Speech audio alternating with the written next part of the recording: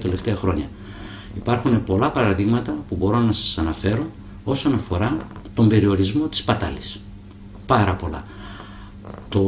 Καταρχήν σαν αγορές, η μείωση στο πρώτο έτος, που δεν ήταν πρώτο έτος, ήταν 8 μήνες που αναλάβαμε σαν καινούργια διοίκηση, ήταν περίπου 5 εκατομμύρια ευρώ μέσα σε 8 μήνες σε σχέση με το αντίστοιχο χρονιά του 2009.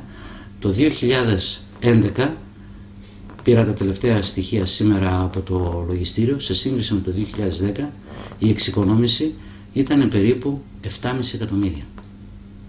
Σημαντικότατο. Δηλαδή από 26-25 εκατομμύρια που ξοδεύαμε κατ' έτος για αγορά υγειονομικού υλικού, αγορά φαρμάκων, αγορά διαφόρων υπηρεσιών, ορθοπαιδικών υλικών, από τα 26 εκατομμύρια οι αγορές, όχι προπολογισμό, οι αγορές, αυτά που ξοδέψαν πραγματικά δηλαδή, κατέβηκαν στα 15 εκατομμύρια.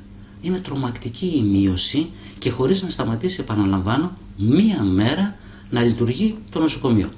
Αν θέλετε μπορώ να σας αναφέρω παραδείγματα που μειώθηκε το κόστος χωρίς να περιοριστεί η παροχή υπηρεσιών είτε υγείας είτε οτιδήποτε άλλο. Καταρχήν να σημειώσετε ότι αυξήθηκαν και τα έσοδα του νοσοκομείου. Αφήνω το 5 ευρώ, μόνο από το ενίκιο του κηλικείου το νοσοκομείο έχει κατ' έτος έσοδα περίπου 320.000 ευρώ. Έναν ολοκένουργιο αξονικό αγοράζουμε μόνο από έσοδα του νοσοκομείου.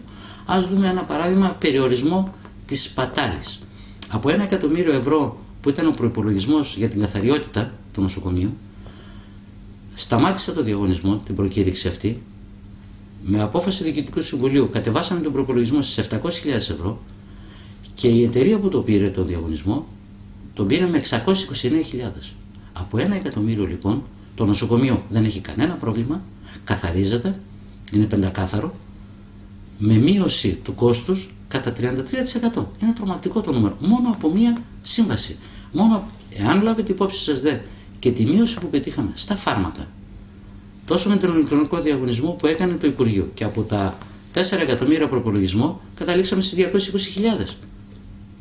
Είναι τρομακτικό το νούμερο. Μόνο το νοσοκομείο Σερών, με τα τελευταία στοιχεία που έχω, το τελευταίο έτος του 2011, σε σύγκριση με το 10, έχουμε μείωση στα φάρμακα 44%.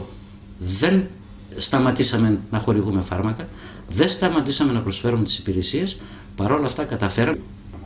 Είμαστε μακριά από το τέλειο. Δεν είμαστε κοντά. Εκείνο όμως που έχουμε ξεκινήσει και το βλέπετε εξάλλου είναι ότι προσπαθούμε να αναδιοργανώσουμε και τους ανθρώπινους πόρους και τους οικονομικούς πόρους με τέτοιο τρόπο ώστε να γίνει πιο αποτελεσματικός και πιο αποδοτικός ο τρόπος λειτουργίας του νοσοκομείου. Οι στόχοι μας είναι και βραχυπρόθεσμοι, η πλειοψηφία των οποίων έχει επιτευχθεί, και μακροπρόθεσμοι. Να αναφερθώ στους βραχυπρόθεσμους που έχουμε πετύχει αυτόν τον περιορισμό της σπατάλης, να δουλεύουν πιο σωστά τα πράγματα στο νοσοκομείο, να γίνεται ένας καλύτερος έλεγχος όσον αφορά τα νοσήλια, τις δαπάνες, τις σπατάλες, αλλά έχουμε πετύχει και τους μακροπρόθεσμους στόχους.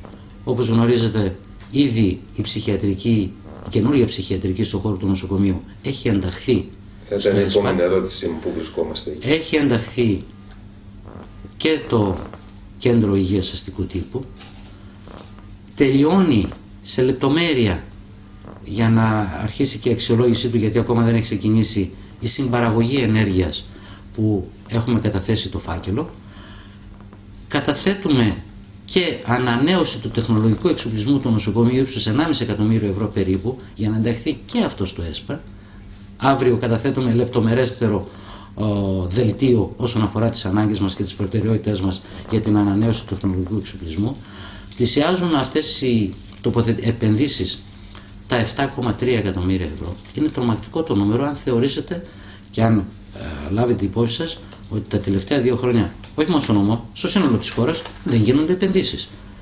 Και όλα αυτά τα προγράμματα είναι 100% επιδοτούμενα από το ΕΣΠΑ.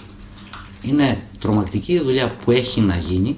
Να σας σημειώσετε επίσης ότι η συμπαραγωγή θα δημιουργήσει ένα επιπλέον έσοδο για το νοσοκομείο άλλων 250-300.000 ευρώ κατ' έτος, που αν τα προσθέσετε μαζί με τα έσοδα από το κηλικείο, 600.000 ευρώ κάθε χρόνο, το νοσοκομείο θα έχει καθαρά έσοδα από δικές του υπηρεσίες, ανεξάρτητα τι θα έχει από νοσήλια, από το 5 ευρώ που λέτε. Είναι τρομακτικό το νούμερο για ένα νοσοκομείο που τόσο καιρό αυτά τα πράγματα μέναν εκμετάλλευτα. Παράλληλα όμως δεν αφήσαμε και τον χώρο που θα φύγουμε από το παλιό ψυχιατρίο στο παλιό νοσοκομείο. Έχουμε καταθέσει από πέρυσι προτάσεις συγκεκριμένες για να ενταχθούν και αυτές στο ΕΣΠΑ, που θα αξιοποιήσουμε τα 2 κτίρια, και αυτό που είναι η ψυχιατρική και το άλλο που τώρα στεγάζονται και 2 υπηρεσίες του Δήμου μαζί με τη Σχολή Νοσοκόμων και το παλιό νεφρό που υπήρχε εκεί, ώστε εκεί να γίνει πάλι χώρος για τους ψυχασθενείς που έχουν τελειώσει τη θεραπεία τους στην ψυχιατρική.